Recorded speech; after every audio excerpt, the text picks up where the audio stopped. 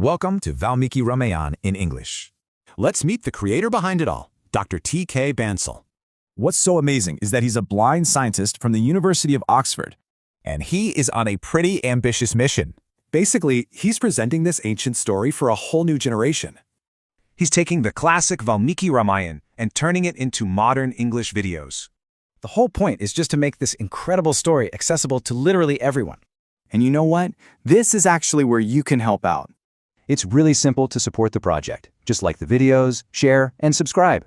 Seriously, every little bit of engagement helps this amazing vision reach more people. Welcome in. It is fantastic to have you joining us today. Yeah, we are so glad you're here. We've got a really incredible topic to dig into. We really do. For this deep dive, we are unpacking a remarkably rich translated document. Specifically, we're looking at excerpts from chapters 53, 54, and 55. Right, of the Kishkindha Kanda. Exactly. A highly pivotal section of the ancient Valmiki Ramayana. It's an incredibly dense and rewarding text to explore.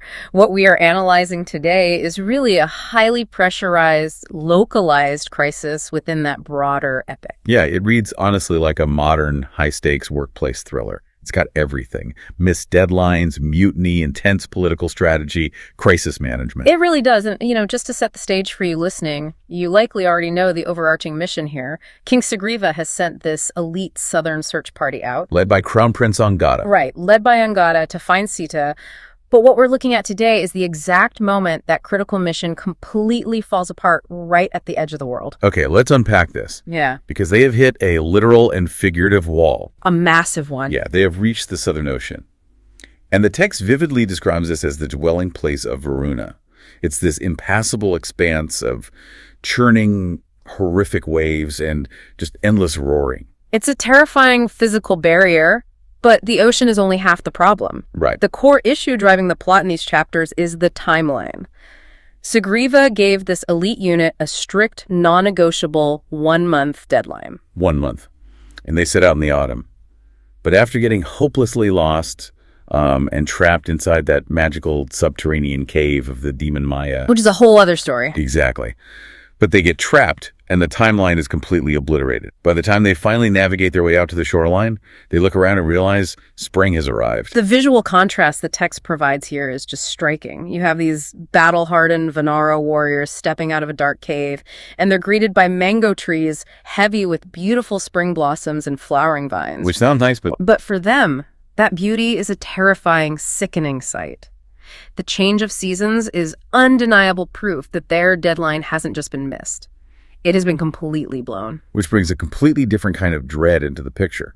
I mean, think about it. Most of us know that sinking, heavy feeling in the pit of our stomach when we miss a crucial deadline at work. Oh, yeah. The worst feeling. Or fail to deliver on a major project. But for you listening, try to imagine that feeling and multiply it by 1,000. We have to scale that up to ancient monarchical stakes. Because the penalty for missing this deadline isn't, a bad performance review or a demotion. No. Scriva's penalty for failure is death. Death. Just absolute looming threat of execution. Yeah. And that introduces the first major theme of Saga 53, which is the paralyzing nature of fear. And the psychological urge to just hide rather than face accountability. Yeah, we see these powerful warriors sitting on a mountain covered in spring flowers, completely stripped of their morale. Some are literally collapsing to the ground in terror. It's total despair. And at the center of it is the crown prince himself, Angad. And his despair is incredibly layered. Right, because he points out a massive political vulnerability. He wasn't appointed as crown prince by King Sugriva. Right, his appointment came directly from Rama. Exactly. So Angad is utterly convinced that Sugriva harbors this deep, simmering grudge against him. He thinks the king is just waiting for a legally justifiable excuse to have him executed. So in Angada's mind, this blown deadline is the perfect, unassailable pretext for Sugriva to eliminate a political rival. The psychological weight of that paranoia is immense. And it drives Angada to propose a truly extreme solution. It's shocking, really. He looks at his elite team and declares that rather than return to the capital and face Sugriva's wrath, they should all just stay right there on the shoreline and fast to death. Just starve. Just give up entirely. It is a dark, profound look at organizational psychology. When a leader rules entirely through the terror of severe punishment, highly capable teams will inevitably be driven towards self-destruction rather than simply admitting they encountered an obstacle. Yeah, they'd rather die than report a failure. And that extreme reaction opens the door for other members of the team to suggest alternative, equally desperate escapes. Like Tara. Yes, Tara, a prominent warrior who steps in with what we could call the ultimate head-in-the-sand approach. Tara argues against starvation. Instead, he proposes a full retreat. Right, a complete withdrawal. He suggests they turn around, march back into the magical, impassable cave of Swayamprabha, and just shut the door. Just hide forever. Yeah, he rationalizes that the cave is this impenetrable fortress. It has endless food, water, shelter. If they go back underground, they will be entirely safe from Sugriva, safe from Rama, and even safe from Indra, the king of the gods. What's fascinating here is the sheer, overwhelming power of the flight response. We are talking about an elite, highly trained military search party. The best of the best. Right. Yet they are so thoroughly paralyzed by the fear of their own command structure that the idea of permanently sealing themselves inside an underground bunker suddenly sounds like a brilliant, logical life plan. It's wild. And the most alarming part of Tara's proposal is how quickly it gains traction. The team actually agrees with him. They are fully on board. This moves rapidly from a moment of collective panic to the active planning of a full-blown mutiny. They are preparing to secede and form their own hidden colony. And that escalation perfectly sets the stage for Sarga 54, which introduces, honestly, a masterclass in crisis management from Hanuman. Oh, absolutely. Hanuman is watching this rebellion coalesce in real time.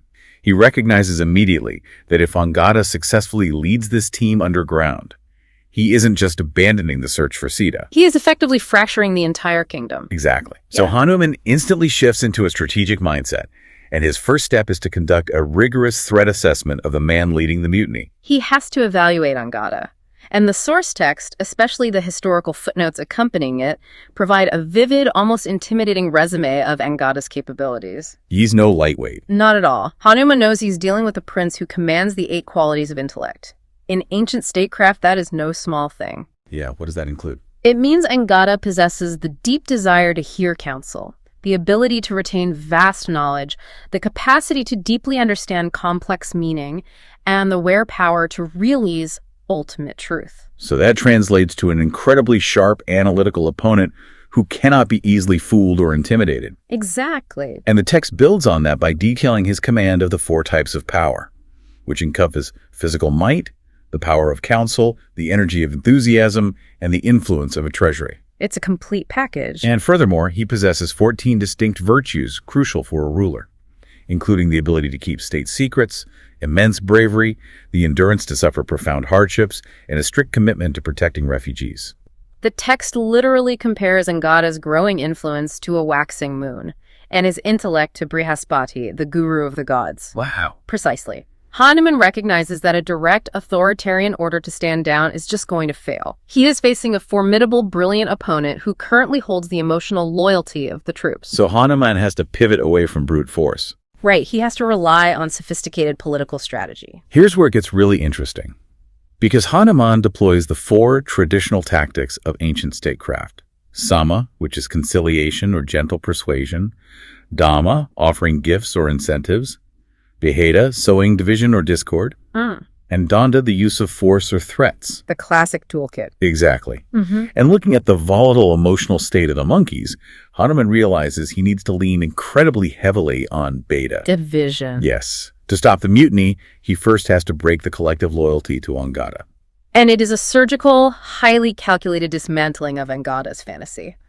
Hanuman stands before the group and forces them to look at the mundane reality of their grand rebellion. He pops the bubble. He really does. He tells Angada that Vanaras, by their very nature, are fickle and crave freedom. They might enthusiastically agree to hide in a dark cave today because the fear of Sugriva is fresh in their minds. Sure. But what happens next week? What happens when the adrenaline fades and they start missing the sunlight, their wives, and their children? Reality sets in. Hanuman predicts, with devastating accuracy, exactly how the team's morale will eventually crumble. That is the psychological equivalent of breaking up a voting bloc. Hanuman tells Angada that the moment the underground reality gets uncomfortable, this fiercely loyal team will abandon him. Without hesitation. And Hanuman uses incredibly evocative imagery to drive the point home. He warns Angada that without his friends and allies standing between him and his enemies, he will be left completely isolated and vulnerable, trembling like a flimsy blade of grass. It's a powerful image. In one speech, he completely shatters the illusion that Swayamprabha's cave is a permanent safe haven. And once Hanuman has successfully planted that seed of doubt and used Beta to crack the foundation of the mutiny, he immediately pivots to Danda. He brings out the threats. He brings out the big guns. Angada and Tara had convinced the group that the cave was an impenetrable fortress. Hanuman forcefully corrects that assumption by reminding them of the sheer firepower of the people they are crossing. Right. He points out that in the past, Indra, the mighty king of the gods, struck that very cave with his thunderbolt, and it only managed to leave a dent. A dent. But Hanuman warns Rama's brother Lakshmana operates on an entirely different level of destruction. Oh, the imagery Hanuman uses to describe Lakshmana's wrath is fantastic and terrifying. Yeah.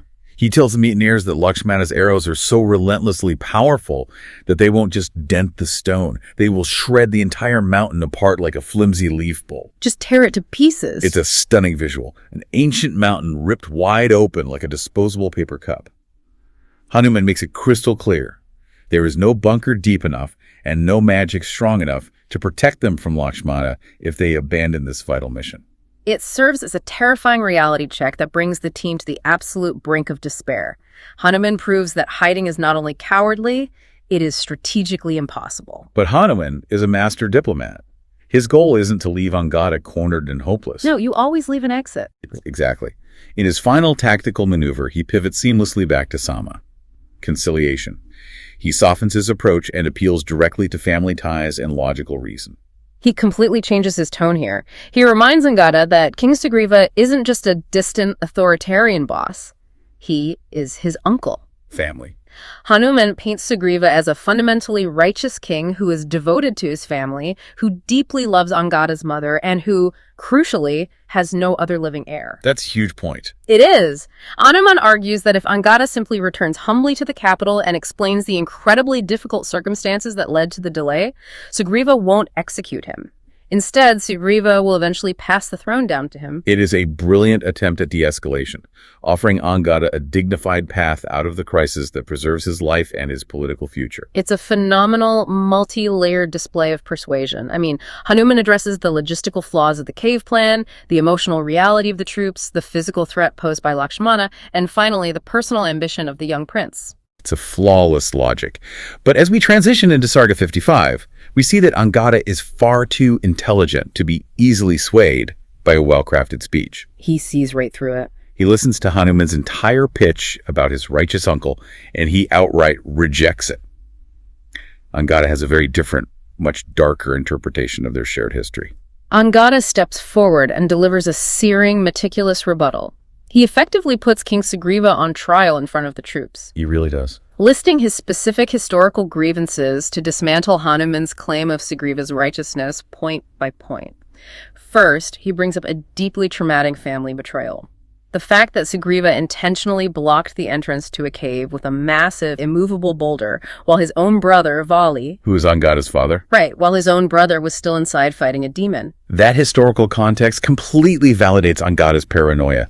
I mean, when your uncle has a track record of trapping your father in a cave to usurp the throne, you don't exactly trust him to be understanding about a missed deadline. Precisely. And Angada doesn't stop there. He points out that Sugriva took Vali's wife, Tara, who is Angada's mother, for himself while Vali was still alive. It's just brutal. He accuses Sugriva of being fundamentally ungrateful to Rama, noting that Sugriva quickly forgot the very person who helped him secure his crown once he had power. Wow. And the final, damning accusation.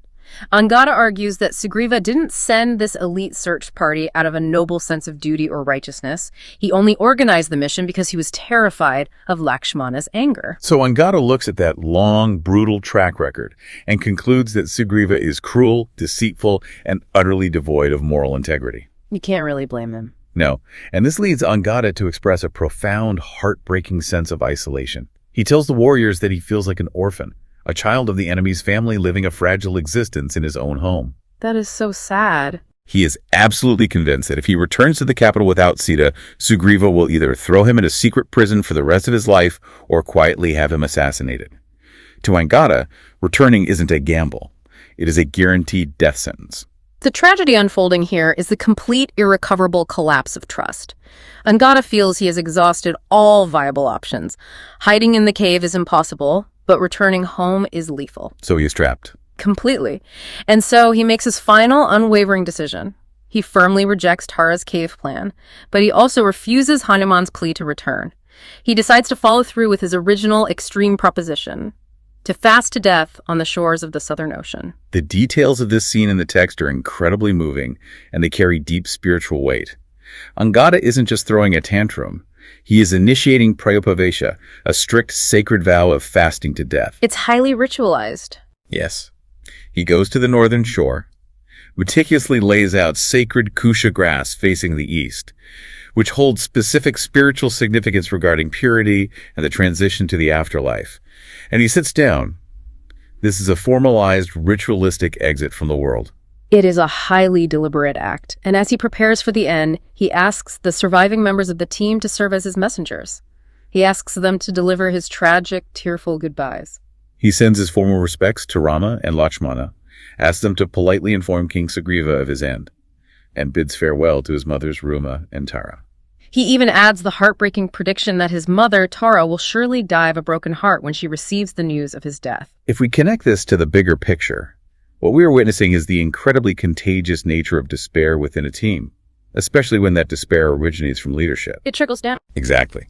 The emotional tone of a group is set at the top. When these veteran, battle-hardened monkey warriors see their brilliant, capable crown prince weeping on the beach, formally preparing to starve himself because he is so terrified of their own king, it completely breaks their resolve. It leads to a total emotional collapse of the ranks. The veterans begin crying hot tears. They start openly cursing King Sugriva and praising the leadership of the late King Vali. A complete turning of the tide. And then, one by one, they make a collective, devastating decision. They perform the ritual sipping of water to purify themselves. They lay out their own stalks of kusha grass, and they all sit down facing the east. The entire elite search party decides to join Angad in his sacred fast to death. It is a mass resignation of the most permanent, fatal kind. The entire world-saving mission to find Sita is seemingly abandoned. And the tragedy is that they weren't defeated by an overwhelming enemy army. They were defeated by their own internal fear and a total systemic lack of trust in their leadership. And just as this heavy, somber mood of absolute finality settles over the beach, the text delivers an incredible, tension-spiking cliffhanger. Oh, this part is so cinematic. It really is. As the monkeys are sitting on their kusha grass, waiting for the end to come, they start recounting all the interconnected tragedies that led them to this bleak moment. Rama's unfair exile, the death of King Dasaratha, the fall of the great bird Jatayu, and the killing of Vali. A litany of sorrows. The mood is steeped in profound sadness. And then suddenly, a brand new, massive, unnamed terror begins approaching them from the wilderness. The description in the text shifts violently from profound, quiet sadness to sudden primal panic. The monkeys, who just moments ago were calmly resigned to quietly fading away, are suddenly terrified out of their minds by whatever is approaching. Their survival instinct kicks back in. It absolutely does. The text notes that these warriors have bodies like massive mountain peaks. As this mysterious threat nears, they begin to roar in terror. And they roar so loudly that the deep subterranean caves of the mountain behind them begin to echo, sounding exactly like the rumble of heavy thunderclouds. It is an incredibly dramatic, high-tension ending to the chapter that leaves the fate of the entire epic hanging in the balance. It truly leaves you holding your breath, wondering how or if they will survive. So what does this all mean? Let's take a step back and synthesize the journey we've just been on. Yeah, let's look at the big picture. We started with an elite team, stressing over a missed deadline and the changing of the seasons. That stress rapidly spiraled into a mutinous plan to hide in an underground bunker forever. Then, despite a literal masterclass in crisis management and political strategy from Hanuman, the team ultimately chose to form a mass suicide pact, only to be interrupted at the very last second by the approach of a mysterious, terrifying monster. When you strip away the epic mythological elements, the magical caves, the monkey warriors, the divine weapons, what you are left with is a profoundly insightful exploration of leadership, fear, and organizational behavior. A timeless lesson. This text vividly demonstrates how the complete absence of trust between a leader and their team can cause the total breakdown of a vital mission.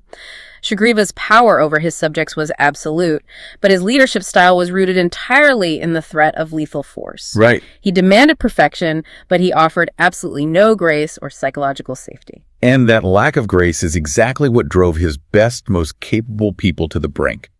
They were so terrified of the punishment for failure that they convinced themselves dying slowly on a beach was a safer, more logical option than simply returning to headquarters and saying, "We tried our absolute best, but we got lost in a demon's cave and missed the deadline." This raises an important question for you listening to Mull Over, and it takes the concept of leadership in a slightly darker direction. Oh, I like this. We've established that Sugriva's fear-based leadership caused this mutiny. But consider Hanuman's role in trying to fix it. Hanuman is undeniably the hero and the voice of reason here. Of course. Yet, to save the mission, he utilized highly manipulative tactics. He actively worked to sow discord among close allies, he played on their deepest insecurities about their families, and he openly threatened them with the lethal, shredding force of Lakshmana's arrows. He used every trick in the book. It leaves you with a deeply provocative thought to explore. When the stakes are ultimate survival, when the fate of the world literally hangs in the balance, is there such a thing as toxic leadership? Or is good leadership simply defined by whatever ruthlessly effective tactics get the job done? That is a phenomenal, weighty question to leave off on. It really challenges our modern ideals of transparent, gentle leadership when placed against the brutal demands of a true crisis.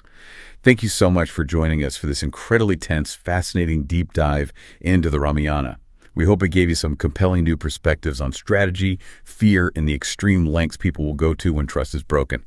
Keep questioning, keep exploring, and we will catch you on the next deep dive. Jai Shri Ram.